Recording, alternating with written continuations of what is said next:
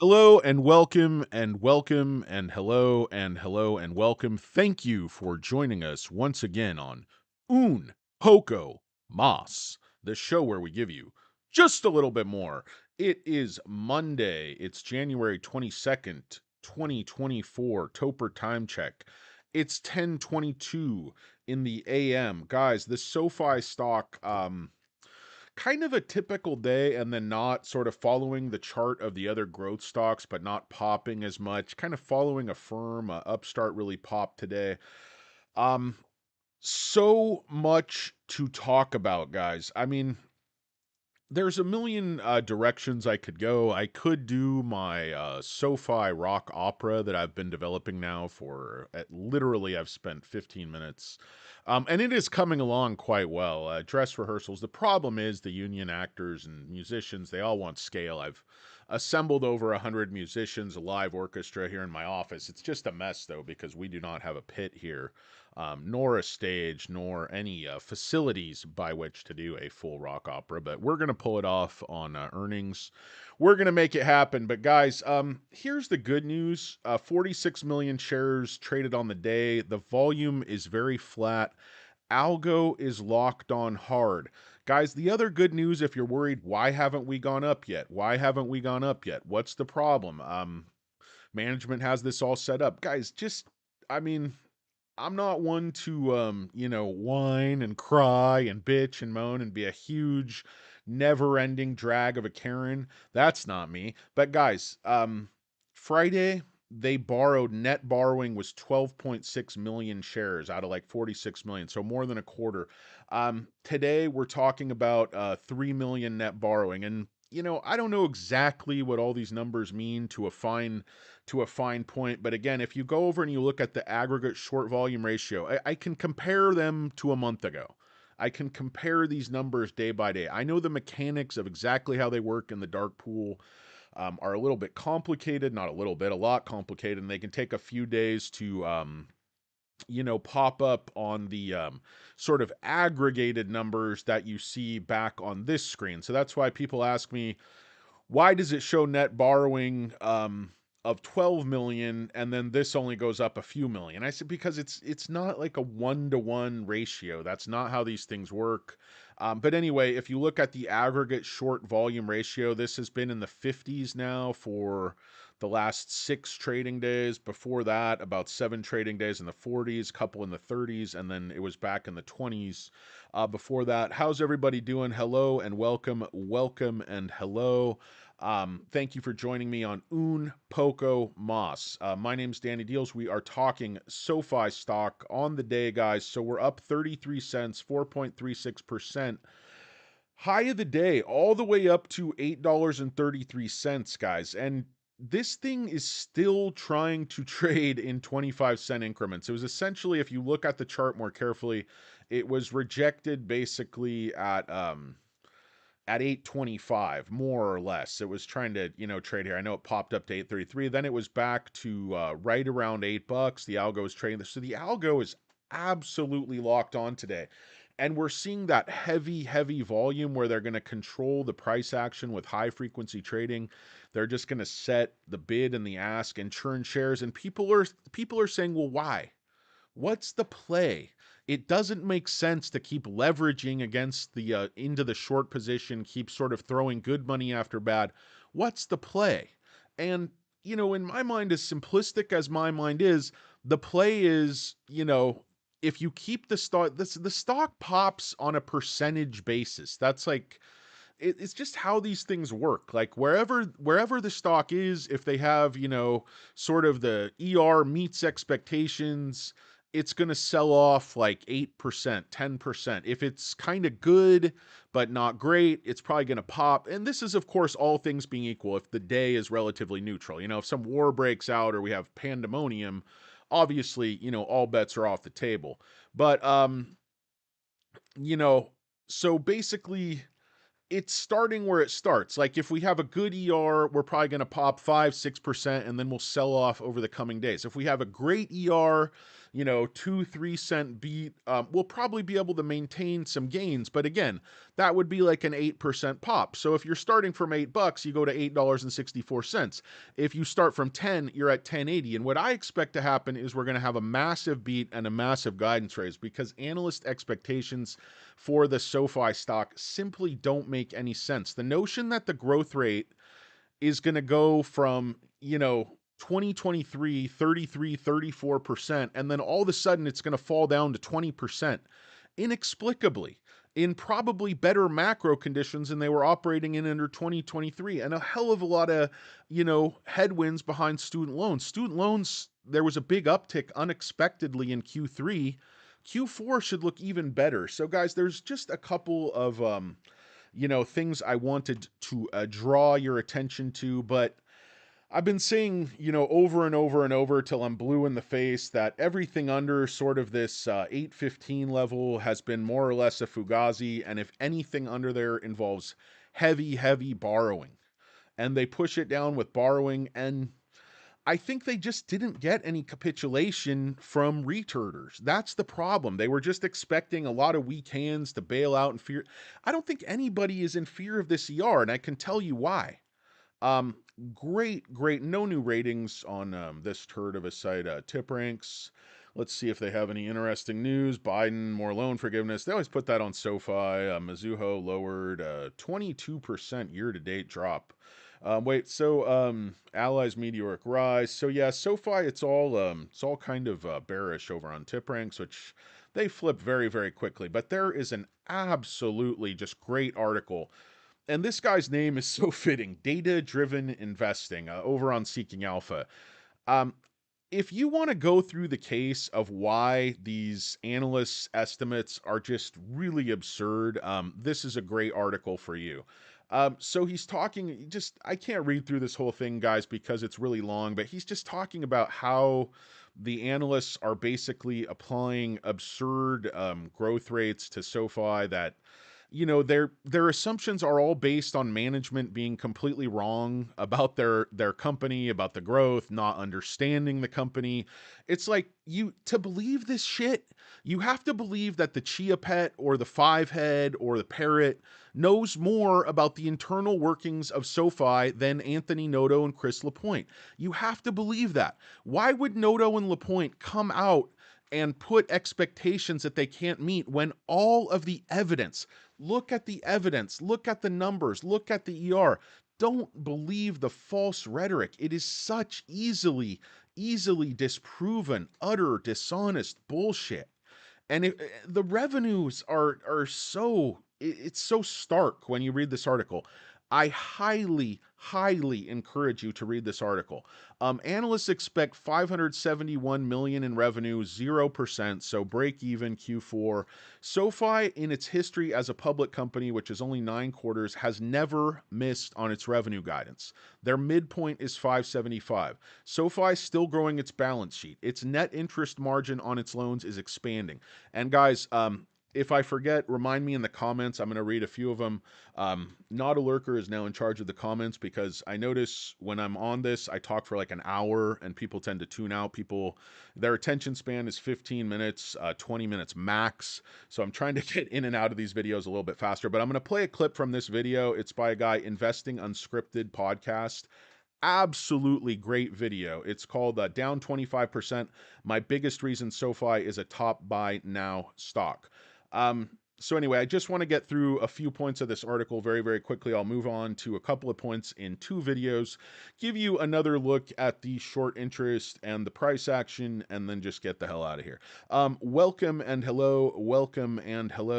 Matt Flo getting a new California license plate. Excellent, Matt. I have about 6 cars right now. I got too many goddamn insurance registration. If anybody wants to buy some old piece of shit, let me know. Anyway, hopefully everybody's doing well. Firehouse Pete's here. It is top of the hour. Princess J is here, or at least she was briefly. Hello, sweetheart. Kareem is here. Drek, Alberto Bertie Avilés. He is here. The ether between us back once again. Deuce Kabuski, Beach Boy, Matt Flo, Ben. Sergey, all you guys, all you fine folks, C-Bar Engineering, of course, is here. Flint Creek, Stockman Mark is here. Welcome and hello. Premium of the option. Maria, welcome. Welcome, Maria. Hope everyone is having a great day. Sergey's back. Benji is back. Guys, let me get through this article again. I don't know why I woke up like 2 in the morning last night, could not get any sleep. Um, I don't really know what the hell the deal was, but it wasn't the stocks. It was just pouring rain, and sometimes when it rains, I got this flat roof. It just makes a lot of noise. I like to listen to the rain. Yada yada yada. Short story long. I got up, had a cup of coffee, and started researching some penny stocks, like a degenerate that I am. But okay, in terms of some specific areas of optimism that we see, first, we're on track to reach profitability this quarter. I want to point this out, guys. Listen to this. This is really kind of interesting. As for EPS, between earnings and conferences, management has made 25 separate statements this year that they will be profitable in the quarter. And he goes through, he cites them all if you want to count. That's why this guy's called data-driven investing, because he has evidence and numbers, up the wazoo to back up everything that he's saying. And Chris Lapointe, he goes on, quote after quote after quote. So 2023, they're looking 2.06. That would be 33.4% revenue growth. And then just for some reason, 2024, they're looking for 21.89.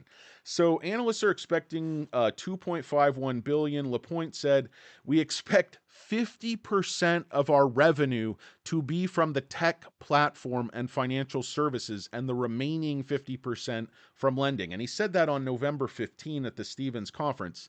And data-driven investing thought he actually misheard him. He thought he was saying by the end of 2025, but then he realized Lapointe was saying by the end of 2024, and then he went back and he realized Lapointe was saying actually for the full year 2024. So that means that tech is going to pick up a huge amount of the new revenue that SoFi is going to generate relative to what analysts are actually expecting. And then analysts like Pareto, who says, tech is going to weaken, their revenue is going to fall off without any evidence. That's when he just, pulled out of his ample posterior.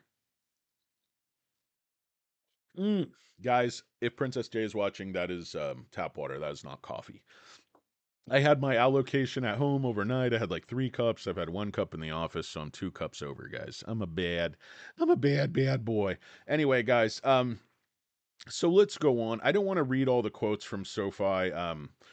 So let's be conservative and say that lending revenue is going to be completely flat. I love the stock goat makes similar assumptions. I'm going to show you a quick bit from his recent outstanding video. I love this Kyle the stock goat, but anyway, so they make these extremely conservative assumptions. That means 6 quarters of flat revenue growth from Q3 2023 all the way through 2024. I am virtually certain this will not be the case since they are still growing the loan book. Lower rates will mean increased loan sales 2024. That'll be growing their tangible book value, 300 to 500 million, allow them to further grow their loan book. So it's a self-fulfilling thing. They'll sell loans, they make more loans, they make more money. It just grows and grows and grows.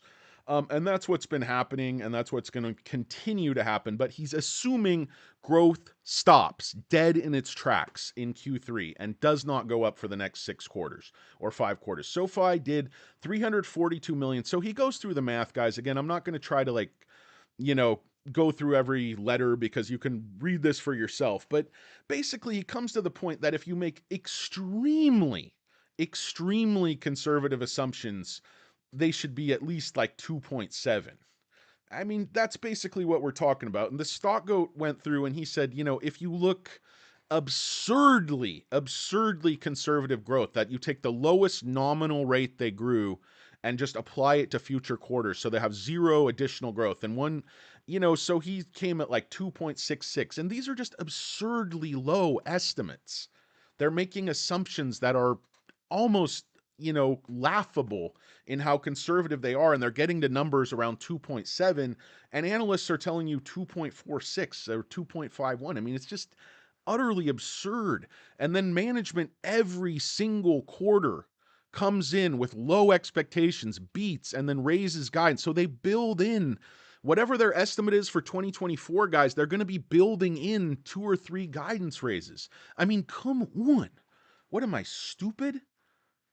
I mean, don't answer that. It's you know, just this that's rhetorical, guys. That's rhetorical. Reserve your judgment until you see how we're doing. Let's get a check. Oh my god, we're getting beat down back down to 28 cents, 3.73. Again, don't worry about it, guys. The algo's still controlling the price action, but the ER is the ER. You have 4 days left.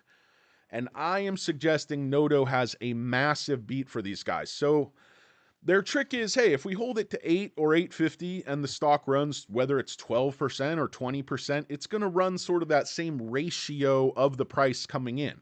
So if it comes in at 8 versus coming in at 10, you're talking about 8, a 20% run would be what, 960, and if you're talking about 10, it would be $12.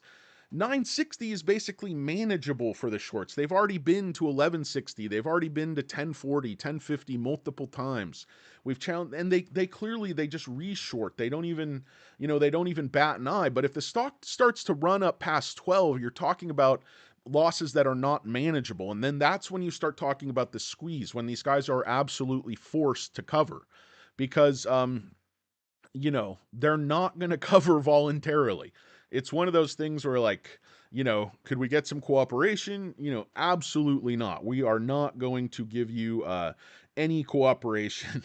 Thank you for listening. I really appreciate you, Princess J. Believe me, you are the absolute best thing in the whole entire world.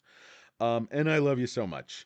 Thank you for everyone for listening. Actually, it's a rainy day out here in Los Angeles, kind of gloomy, but still a certain beauty when the rain hits. The air is clean, all that happy stuff. So we try to look for silver linings, but nobody out here in Southern California can drive in the rain. And this stupid wireless charger on my computer never really works effectively. But anyway, guys, if you just please go through and read this analysis if you have any worry about SoFi. This guy is impeccable. His numbers are so much better than I could ever do. But he goes through, he kind of gives the same treatment. Analysts are expecting 6% EPS in 2024. So management guides very conservatively in what they say publicly, and they have never missed their guidance in their history as a public company. So again, they say, this is a quote from Noto Q3. Obviously, fourth quarter, we're expecting the profitability to increase since we go from not generating GAAP earnings to being GAAP positive for the first time. We're committed to generating positive GAAP earnings for all of 2024. We're still in investing mode, but we have to balance growth versus investment. I would think that we talked about earlier this year from an investment standpoint that will focus on 30% incremental EBITDA margins and 20% incremental GAAP net income margins as a guiding factor for how much we'll adopt the bottom line versus reinvest in the business. This is the balancing act, guys. He has to look at shareholders. He has to look at Wall Street, but more, he's looking at growing the business over the long term. The share price right now has certain effects on long-term growth with stock-based compensation, their ability to acquire different companies, certain other things. But really the important thing is you keep growing the members, you keep growing the bank deposits, you keep growing the loan book, you keep lending to the highest possible quality borrowers so you can sell those loans at great terms. So SoFi's revenue in 2023 will be around 2.06 billion as established above. In 2024, it should be 2.74 billion plus. That's an annual increase of 680 million. The quote above says that they expect their incremental gap. So he goes through 20%. That means for each 100, they get $20 to the bottom line. They're starting somewhere near break even with GAAP profitability in Q4 2023. I would argue they might be starting 3 to 5 cents to the positive. But anyway, if they do in fact grow revenue by 680 million 2024, that corresponds to 136 million in GAAP earnings, and they will probably have around 980 million shares outstanding, meaning 136 million GAAP earnings corresponds to 14% EPS 2024. Again, analysts are calling for 6 cents. And this is with conservative estimates, conservative assumptions. This is more than double analysts' expectations, and it stems from very conservative revenue assumptions. This guy's, he's reading my mind. Actually, I'm just copying his, reading his. I think I read it before, so that's why if I use some of the same, language, it's not on purpose, but I just read this thing overnight in the middle of the night when I couldn't sleep. Should you trust management? And again, I'm not going to go through this, guys, but yes, his conclusion is yes. SoFi has never missed guidance. On average, it beats the midpoint of its guidance by 22 million per quarter. They predictably overperform their revenue guidance. So about their profitability guidance, don't guide for GAAP net income, but they do guide for adjusted EBITDA. Here is guidance compared to its performance. And you can see, guys, once again, just massive, sandbagging to the upside from guidance to EBITDA. Outperformance is stellar. They've never missed on EBITDA, either beat the midpoint of their guidance on average by 15 million, beat their midpoint by 15 million. The pattern is obvious. SoFi guides conservatively and outperforms. Yet somehow, after 3 years of this, many analysts and bears still think that SoFi management cannot reliably predict their future revenues and profits. Again, I would argue he is being too kind to these analysts and bears. They're not misunderstanding. They don't see what's happening in front of them and not comprehend that management sandbags and then beats the numbers. They just don't care. If they can create a FUD and a narrative and they can get analysts to, spread enough bullshit that's just completely illogical and absurd on its face. But if the media amplifies it, if these wires amplify it, it gets reprinted, rebroadcast hundreds and hundreds of times. And people who are uninformed and don't really pay attention to the numbers and don't read the ERs and don't read articles like this, they're just going to see, oh my God, SoFi is going to have a bad earnings. SoFi is performing under expectations. SoFi's growth is going to slow from 33 to 22. It's not going to happen. But that's the FUD narrative. It's like the Chia Pet just came out and reduced guidance for 2024, reduced guidance for 2025. But if you look at everything that he said was going to happen in 2023, he was completely wrong. I mean, so why would you listen to that guy? You wouldn't if you have a fucking brain in your head. But, these guys move the stock. Why would you listen to a guy at KBW, the parrot, the hairline, the turd burger, when the guy just has absolutely no insight into the company that allows him to make the assumptions he's making and just say things that don't make any sense? It's like tech slowing down, all these things are going to happen. So, guys, I have to go to my notes up here. I didn't print them out or anything. So, here's my contention as far as why the bear case is so sort of, hinges on just kind of a couple of things. So, one of that is the member growth and the deposit growth are going to continue Q4 and through 2024, no matter what happens. That's a steamroller. That's a locomotive with no brakes going downhill. So there's only really a couple of things. The only way, if you're growing your revenue quickly, you're growing your members quickly, and they think EPS is going to collapse on itself and be less than half of what it actually is going to be, margins have to collapse. Okay? Your incremental margins have to collapse. Why is that not going to happen? Well, I'll show you in that next video. If you look, just does a brief comparison of SoFi net interest margins compared to Bank of America, and you'll see even though SoFi pays their members, 4%, 5% instead of 0%, they still make far, far, far better margins than Bank of America could ever make in their wildest, wildest wet dream. So it's just, there's reality and then there's fiction as painted by the bearish analysts. So all these authors, they're always like, the analysts fail to understand that management is always right and always sandbagging. Like, they don't fail to understand that. These guys aren't special needs. They're just lying, in my opinion. I can, again, dishonesty, FUD, whatever it is, I don't think that these guys actually think SoFi is going to collapse this year. But there's only two things that could do it, guys.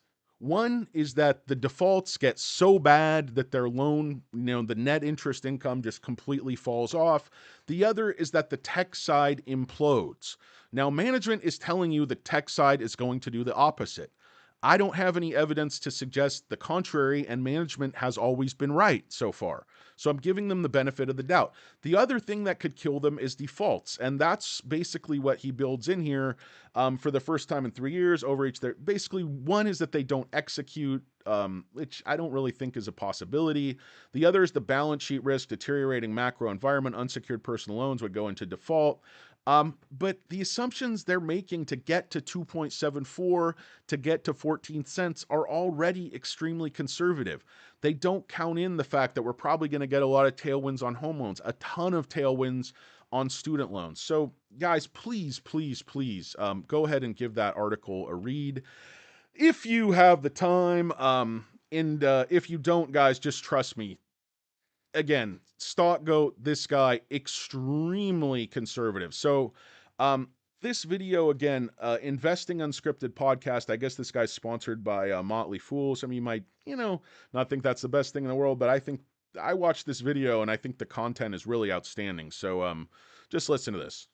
Free, and it's really useful. So I want to share, like, for me, the single most powerful thing about the SoFi story that makes it so compelling right now. We're still looking at that third quarter, but the point is that this is something that we see consistently from SoFi, and that is the interest rates that it earns on its lending allow it to generate an incredibly high net interest margin. Net interest margin is a critically important number for banks. 6.64% net interest margin. That's not its yield on its earning assets. That's its net interest margin. This is incredibly high. Now, you see here, it pays 3.34% on deposits. That is a very high amount that it pays on deposits. If you look at Bank of America, I'm going to use here as a comparison. Bank of America, as a comparison, pays 1.46% average on earning assets. That's a combination of deposits and other sources of cash that it has.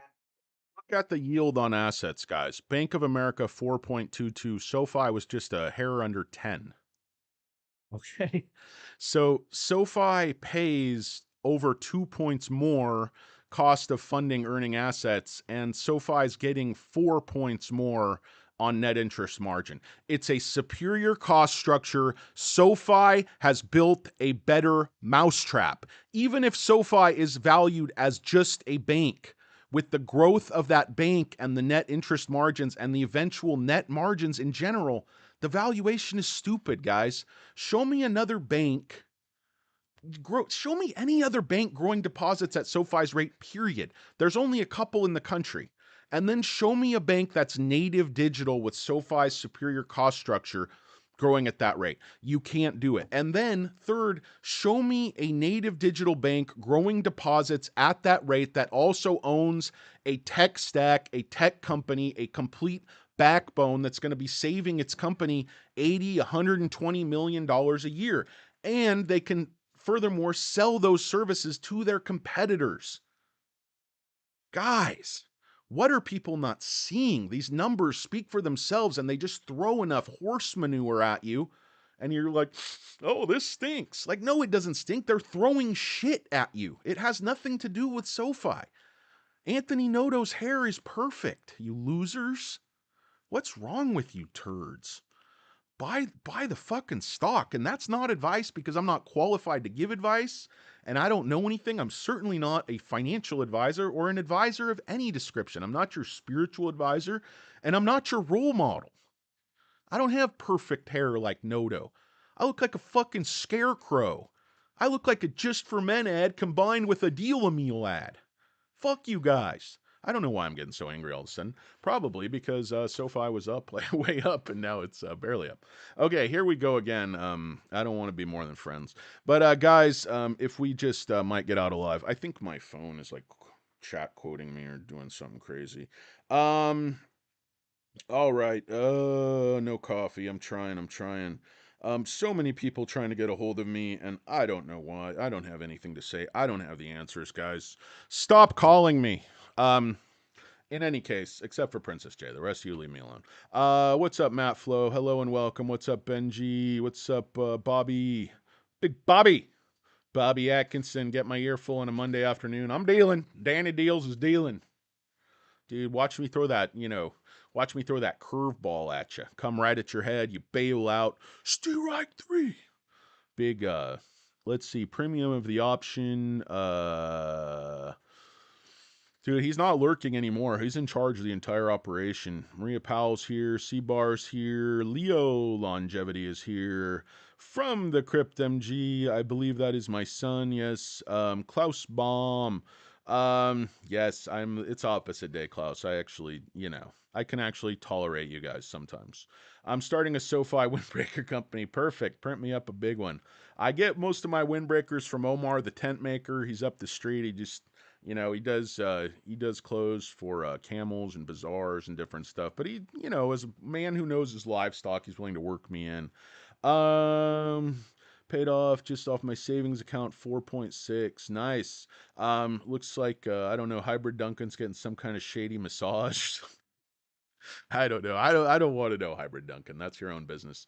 But in any case, guys, that's so let me I went through this. Did I actually play this? I'm sorry, of course, my attention span. As Let's let him keep going. 1.46%. So its net interest margin, 2.76%. Its That's Bank of total America. average yield of 4.22% is lower than the net interest margin that SoFi. Listen to that, guys. Bank of America's average yield at 4.22, that's their whole yield, is more than 2 points lower than SoFi's net interest margin. And Bank of America is huge. They should have a huge advantage because they have scale. They should be able to give people a better deal, but they don't. They can't. This is why SoFi is taking market share and growing in any rate environment, because they're not taking the market share just because they pay a higher interest rate. They're getting market share because people like them more. It's a better user experience. They help people get their money right. They give people a fair deal. They're not soaking you on fees, which is how these goddamn mega banks make all their money. Gets. Why is that important? Because it's a reminder that SoFi is built a little bit differently than other banks. It offers SoFi is built a little bit differently than other banks. SoFi has built a better mousetrap. high yield on its online savings accounts, and it pays a yield much higher than these traditional legacy banks can come even close to paying. Yeah, there's talks about interest rates starting to. Guys, that's really one of the keys. I mean, big banks cannot pay these rates. They cannot compete with SoFi. SoFi is taking their customers all through these high rate environments. SoFi is just growing at a breakneck speed. Look at their member growth from last quarter, for God's sake, guys. Where is it? 717,000. This is an all-time high. And even as a percentage, guys, they grew their membership. I think I did the math on this, like 12%. Aggregate, 12%. So that whole new 12% that didn't even exist before Q3 has been working all through Q4. So those assumptions to freeze numbers at Q3 are just all the more absurd when you consider we just had massive record growth in Q3. I think, I think all of these numbers are going to be a lot higher than people expect. And guys, going back to the OG of SoFi, it's Kyle, the stock goat. I love this guy, but he goes through an analysis. He basically says, okay, SoFi quarterly revenue growth in Q2, 29 million, Q3, 42 million, Q4, 60 million. So he just assumes that they're only going to grow 29 million per quarter. So then just doing just basic napkin math, like these analysts apparently can't do. You get to 620, 650, and then 710, and then 2.66 billion in revenue. That's assuming they grow at the slowest nominal rate they grew in 2023, which is 29 million top line. And analysts are calling for 2.5. This is just ridiculous. This is only 2.07 plus 29%. Guys, I think we're going to be closer to 2.1, and then we're going to grow the same rate we did this year, and we're going to be right around 2.79 billion next year. 2.8 billion. I mean, data-driven investing just came up with 2.74 through assumptions that he described as almost absurdly conservative. So where do we go from here? Where do we go? Where do we go now? Guys, we go up. We go up. This valuation is ridiculous. Somebody was telling me to check out Morningstar. I did. I read the whole fucking report when Tanner did the video, and I got my hot little hands on it. And I read that thing word for word, guys. They had a fair value on SoFi like $15. And they're saying SoFi has no moat, but SoFi is a really good company. And these numbers indicate they're going to spin off a ton of free cash. So it doesn't matter if you look at the stock goat, if you look at data-driven investing, if you look at Tanner, you look at these guys who know the numbers, old Steve Areno. Guys, this company is just dramatically undervalued, and analyst assumptions and expectations, I don't even think they're honest, much less right. I mean, I don't see how you can look at this management and how you can look at the numbers and think things are going to get that bad, where the company just absolutely implodes. Why is it going to happen? What has management shown you that says they could be that far off, that they could understand their company so much less than the parrot Michael Perito from KBW? Forget the fact that, you could draw an old world globe map on that guy's fucking head. Forget about the fact that we're broadcasting a goddamn drive-in movie screen on the bologna sandwich's head. Forget about the fact that the chia pet is the one trimming when we should be trimming those goddamn greens off his dome. Are these people serious? Are these people serious? Or is it April Fool's Day on retail investors every single day? Because, guys, if it's me, if these guys have a single goal, if these guys have a singular focus and goal in life, it is to spread FUD, FOMO, panic selling, whatever works for the market makers right that second to separate you stupid retarders from your money.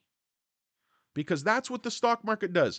People who are impatient, people who are impulsive, people who are emotional, people who trade in and out all the time, you're separated from your money because you are a weak, jerk off, douchebag, hopeless, piker, sack of shit. And you deserve what you get. And the stock goat would tell you the same thing. And the way you guys behave is shameful. It's an insult to Kyle, the goat, and it's an insult to me, who comes on here every day and tries to hold your stupid hand. But you guys just don't want to listen because, no, we know better. We're going to buy those calls last week. We're going to give our money away. We're going to let these guys short the stock. I'm not talking about you guys here. I know you guys sell options and cash secured puts, and you guys know more about all this stuff than I do. I'm talking to the retarders who keep giving their money stop losses and just idiocy to the market makers day after day after day after day. And I'm sick for these people because they work hard for their money and they hear the news and they're like, oh, so-and-so raises to 15. The stock said I'm going to buy. And then the next, week later, New Year's hits and some, receding hairline jerk off, puts out a call that's just extremely suspect, in my opinion, crashes the stock 30%, no apparent reason. Analysts put out numbers that could only be, at home in the fiction section of the library. They put this shit in nonfiction. The Dewey Decimal, his head exploded. He rolled over in his grave. It's an insult to Dewey Decimal. It's an insult to Dewey. Man invented a fucking system where every single book in the world just has a number and a decimal. And if you're like me, you have zero hope in your fucking lifetime of finding that book. What a great system. Hey, let's put everything on a fucking index card. Yeah, that's helpful. Jesus. Thank you, Matt Flo. Sergey, I'm trying to speak the truth, guys. C-Bar, I'm not mad. I'm not mad or disappointed. Hell, I mean, guys, 33 cents green is nothing to, wet the bed over. Put on your big boy pants. It's good. I mean, this is going to keep going up, guys, unless the market falls apart or some kind of hot war starts. Like, this is going to keep pushing up. I've seen numerous people a lot smarter than me do analysis of DCF models and Morningstar, and everybody puts this thing somewhere in fair value $10 to $15. Some people are higher. Some people who are more doing growth models are 20, 22 because they see what's coming and they see the real numbers. And that's that we're not going to do 2.5 this year. We're going to do 2.8. And we're not going to do 6 cents this year. We're going to do 15 cents. So, I mean, guys, nonfiction, fiction. How do you want to invest? A Fabio romance novel where Danny Deals his button-down shirt and you can see my chest hair. I'm like, oh, I just went a roller coaster and a bird hit me in face, broke my nose. You want to sex me? And the housewife is like, no, you're bleeding. It's gross.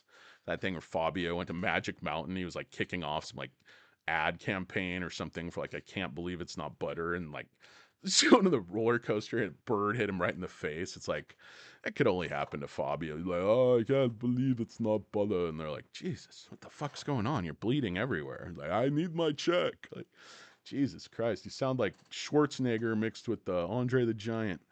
Uh, Decibel, you can spell it any way you want, Matt Flo. You don't even know how to spell Matt or Flo. Come on. No, just kidding. I'm sure you're fully literate. Even that guy Savage, that guy's literate. He's actually pretty smart, and he was a savage. So Numbo, I am very passionate. I don't know if you're talking about me or Benji, but we're looking good. Interesting week. I'm really just JR fact bombs. Just like J Jude, you do not want me to rip that shirt off. You're gonna see, 300 pounds of glistening man meat. You don't even need to oil me up because when I get ranting and the olds are here below me with their office at 98 degrees, they turn they turn the thermostat up to the seventh hinges of hell old folks home setting and they break off the dial. No, so it is absolutely warm in here. I still have a little bit of tap water left, which leads me to believe I need to get off of this fucking live stream. Guys, I've been letting Not a Lurker monitor these comments. Has anybody said anything at all interesting? Usually Stockman Mark has smart stuff to say. So does Matt Flo. Alberto, he used to have smart stuff. Now he just jawbones at the other guys, but that's okay. It's an open forum, guys. Bobby, I don't know about 50% growth, but I think it could be higher than this year, and this year is going to be 33%. Ask yourself logically, and I want to look at my notes here, guys. Sorry. Net interest margin. So yeah, we already went through these oh yeah, I kind of wanted to go through like the handicap of why they're trying to push SoFi down before the ER. Sorry guys, I gotta like lean back and figure all this stuff. I'm gonna put on my man bun because his hair's starting to get in my mouth and it's just annoying the shit out of me. Oh God, guys, it's not easy being this pretty for you guys. It takes so much work. I rolled out of bed, punched myself in the face, drank a couple cups of coffee, and here we are. That's the general routine. You can see a lot of effort goes into it. Posterior puller. Yeah, that was a good one. Okay, guys. Sergey, Jenny, yeah. I mean, guys, these options, I'm not going to look at those right now. I will, Sergey. The A-Lock stock gets less volatile. Yeah, well, it's not profitable. It's institutions in the stock will stabilize and take out all the volatility. But we need to reach at least more than 50% institutional ownership. Ideally, 60 or even 70% would be nice. $15, little man. Put that stock in my hand. SoFi numero uno, David El Traquero Perez. Traquero. Goal, goal, goal. Sorry, guys. I don't mean just if you have a Latin name. I always start shouting goal. I don't mean anything by it, but I just can't help it because I love that guy who shouted goal. My only other favorite thing in soccer was when they did the World Cup in like Africa and they just had the Vuvuzela and the British announcers were just being slowly driven insane by the Vuvuzela. He's like, and of course, the sound of the ever-present Vuvuzela.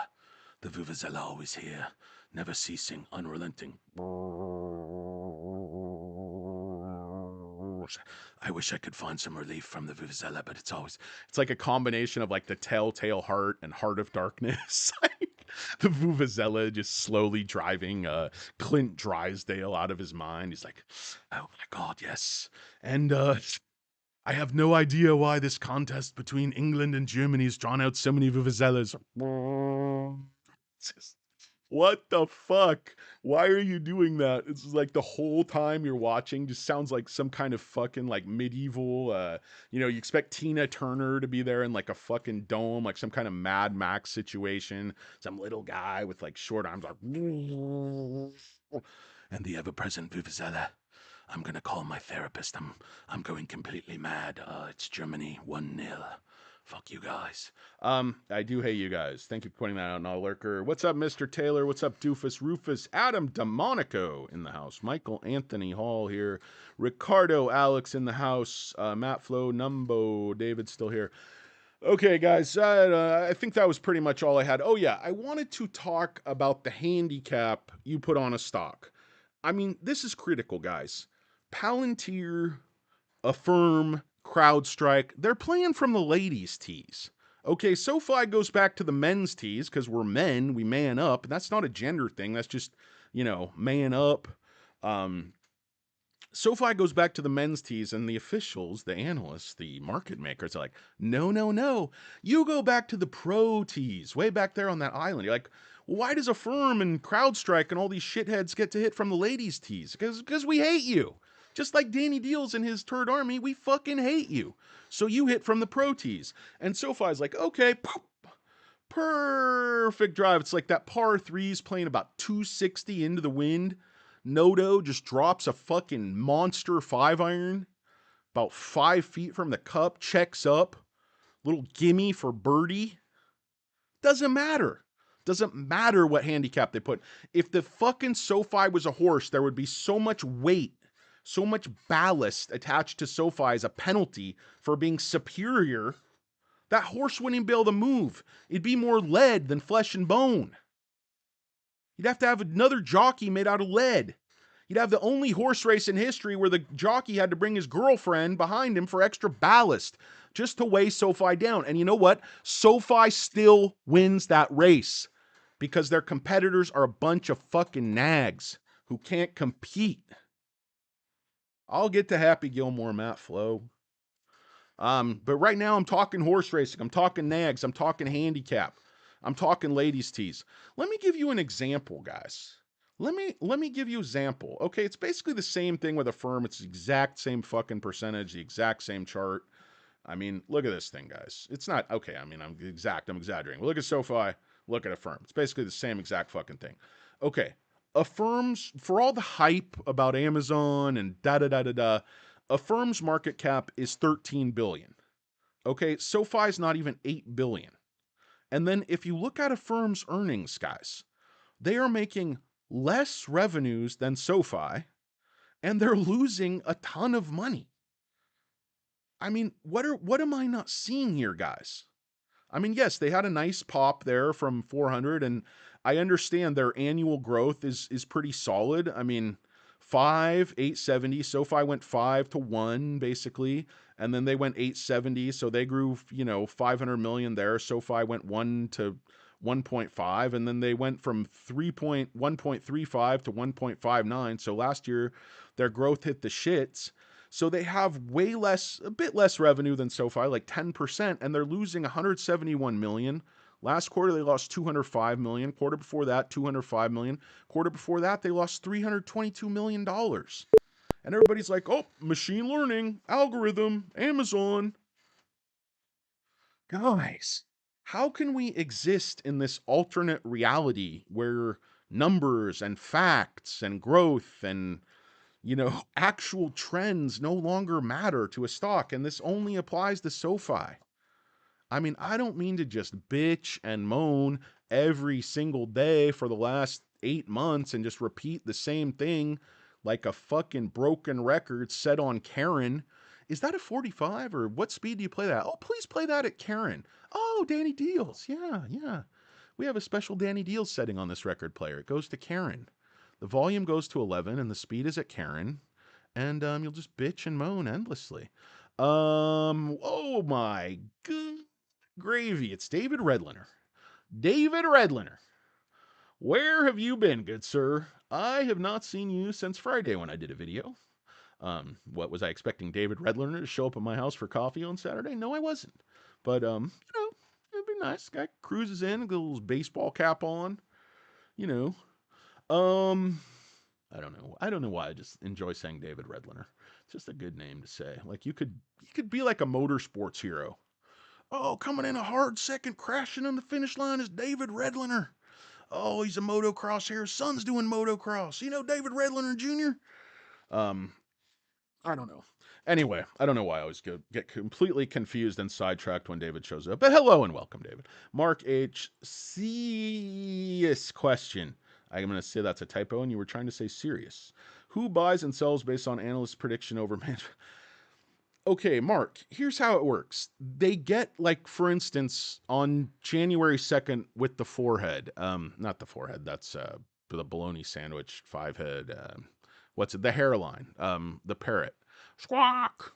SoFi for 650, squawk! SoFi for 650, squawk! So the parrot comes out and there's no news. So they time these things. It's January 2nd. He downgrades.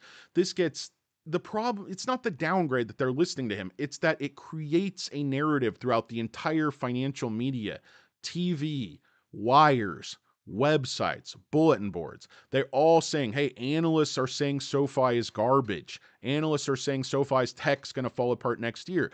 And anybody who follows the stock knows that tech is key to the valuation. And that's why we're getting such a terrible, shitty valuation for a company growing so fast.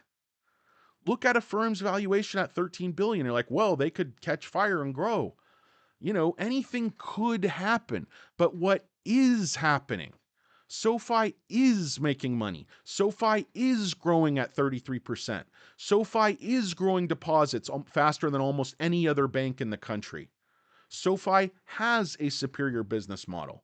Analysts are giving SoFi estimates that are completely at odds with reality. And why? And why? Why do they keep shorting this stock despite management performing every single quarter? You have to draw your own conclusions. Of course, they're making money killing options. They made a ton of money shorting. They made a ton of money on different pump and dumps. And it's like, goes back to the question by Mark H, who's dumping? When you put together the totality of it, if they can draw the stock down 30%, a hell of a lot of people are going to get just stopped out. A hell of a lot of people are going to panic sell. I mean, if you just bought in at $10 or $9.50 and you see the stock rip all the way down into the low sevens, you sure as hell might panic sell. I mean, you're like looking at your account and you're like, my God, I just came into this stock. I just lost 30% of my money. Analysts are telling me this thing's going to go to 650. Maybe I'll just go ahead and dump at 750. And that allows some short to cover or long to accumulate or whatever it is. And they do that at the expense of retail. And weak retail just lost 20% money. I'm not saying it's all because of that analyst downgrade, but I'm saying that analyst downgrade set up the whole move. Who doesn't see this? Who doesn't see this? Who's even working on January 2nd? Who spends their holiday from Christmas till the first of the year, till the New Year's Eve, working on a fucking SoFi downgrade? What kind of smug hairline does that? That's an honest question mark. Let's see. C-Bar, I really think that was beginning of SoFi. You're absolutely right, C-Bar. You are absolutely right. You can come out and say anything because management can't defend themselves, and almost nobody defends the stock. I mean, one of the guys that used to come out was Dan Dolev. He just downgraded the stock. Tail wag the dog, came out with a $3 downgrade. Now, okay, I don't think $12 is a reasonable target price, but I just think these downgrades right the month before the ER, it's very strange. Why don't you wait for some new data points to come out? You've had the Q3 ER for months. What's changed? They're like, oh, the macros. No, it's not. The Fed, I mean, you can make any type of assumptions about the Fed, but has SoFi performed poorly and missed expectations because of high rates? No, absolutely not. That has not happened. So it's short, bear, FUD narrative versus reality. I choose to live in the nonfiction section. I choose to work with Dewey Decimal. He's a good friend of mine. We had a little bit of a falling out. He borrowed a little bit of money, didn't pay me back. But this is how things go. I still like Dewey, but makes a great soda. But anyway, I think asshat is the perfect. Asshat's always good. Panic bought more. Benji's panic buying. I love it. Um, yeah, guys, a lot of these posts are jokes. I know that. We know that. Another 1,400 shares. Wow, it's a nice buy, Mark H. Big baller. Asshat, is that similar to Aswipe? Mark's dropped lower, painfully buy more. Yeah, I mean, I don't think it's going to drop lower, guys. I mean, look at the trading, 53 million shares.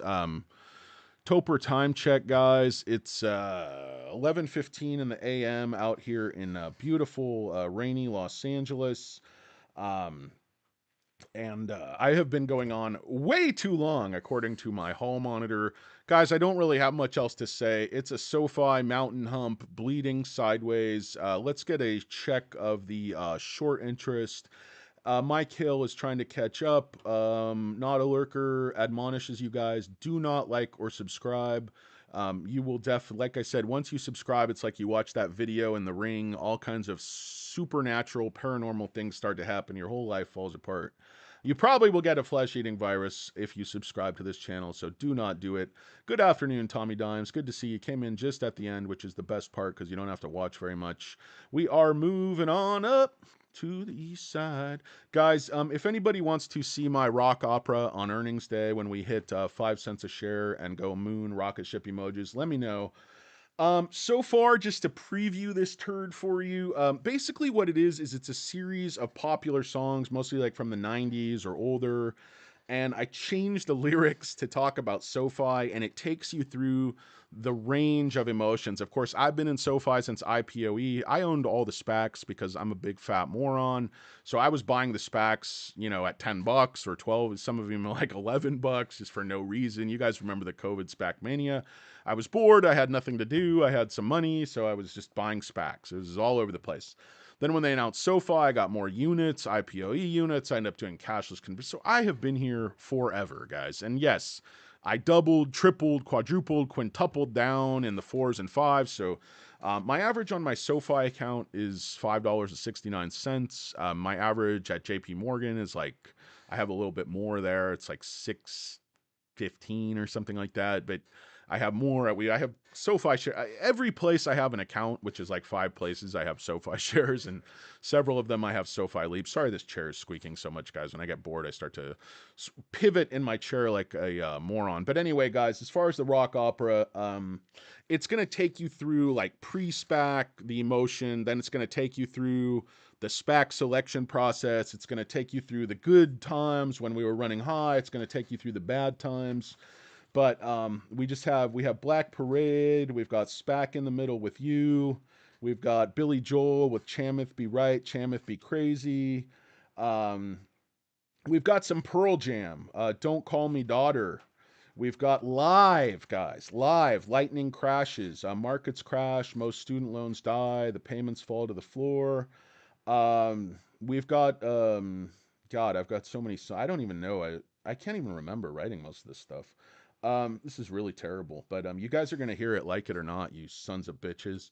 Um, how about some Beck? Ooh, I've seen Beck live many times.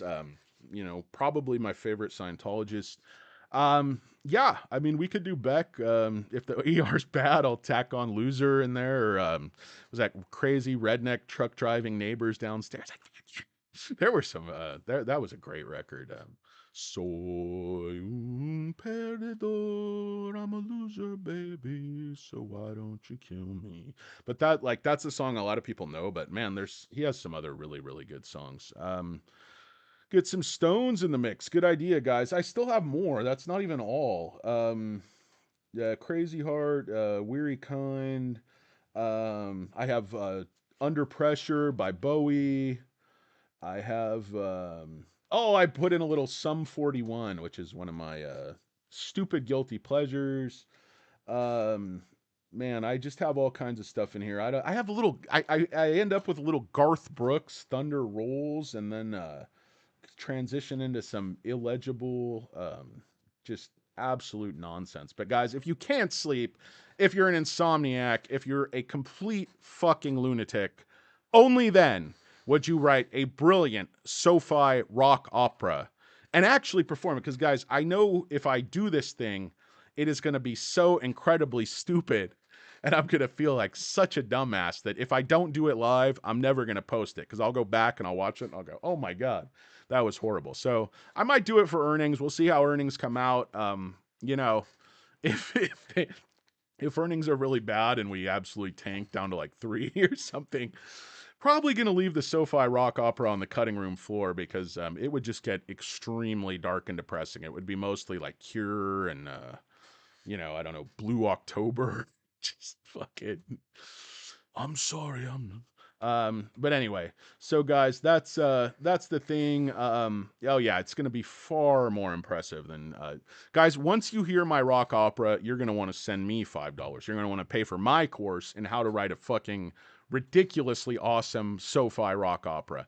So guys, let me get you one final check of the live short interest. Net borrowed change leveling off 2.82 million on the day again on Friday. Net borrowing was 12.6 million. Cost to borrow is not really high. Max is 2.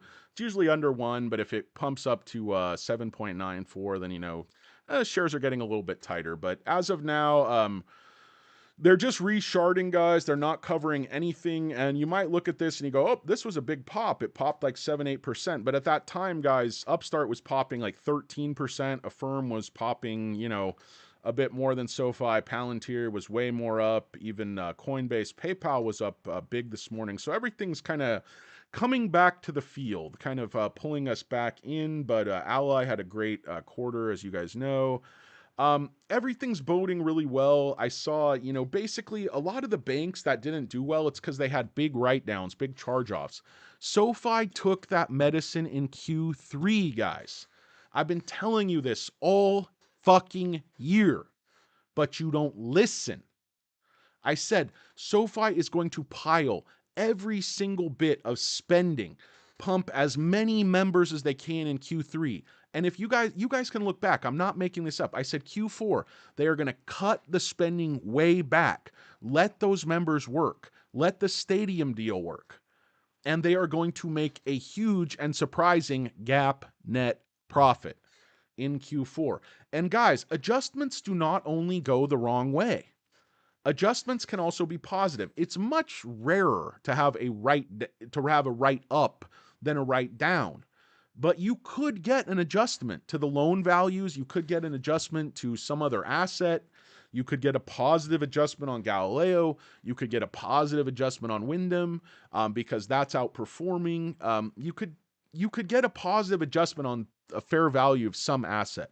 So write-up adjustments are much, much more rare. I was discussing this with somebody who said, yeah, you just don't see it, the way you see write-downs and charge-offs and all that stuff.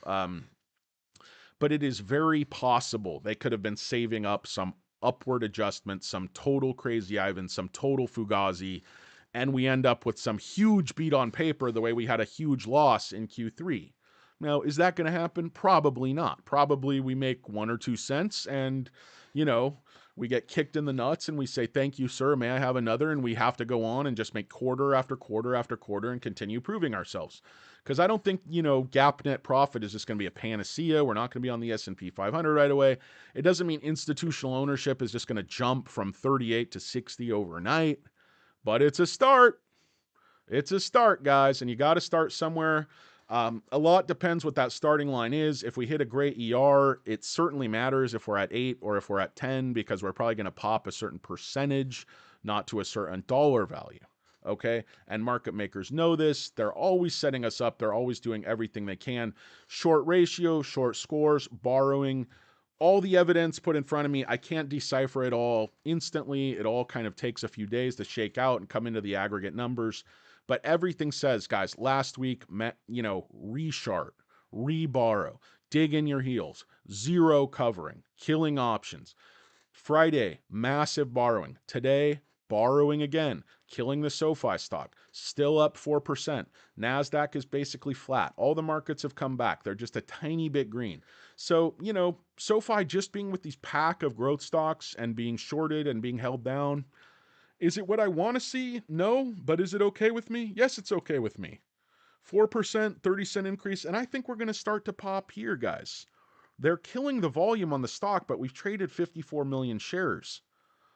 And yes, the algo is in charge. There's not a lot of big buys coming in.